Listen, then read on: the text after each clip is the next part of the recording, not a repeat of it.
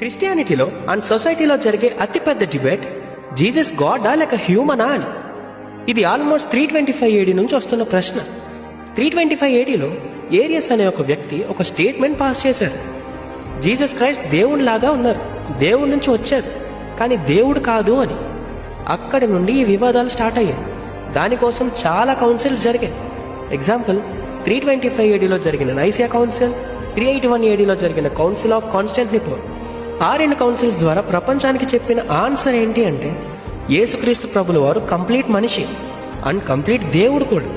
అంటే దైవత్వం కలిగిన దేవుడు మానవునిగా వచ్చాడు అని. అదే ప్రపంచమంతా అంగీకరించిన సత్యం నైసియా క్రీడ్ రూపంలో రాశారు. జీసస్ దేవుని కుమారుడని, దేవునితో సమానమైన వాడని, సమస్తమును సృజించిన వాడు అని ఆ క్రీడ్ ద్వారా ప్రపంచమంతా అంగీకరించింది. అంటే 1 గాడ్, 3 మేనిఫెస్టేషన్స్, 1 మెటీరియల్, 3 నేచర్స్. అదే మనం చెప్పే త్రిత్వమై ఉన్న దేవుడు. అకార్డింగ్ టు దిస్, యేసుక్రీస్తు మనిషిగా భూమిపై జన్మించిన దేవుడు, తండ్రితో సమానత్వం కలిగిన వాడు.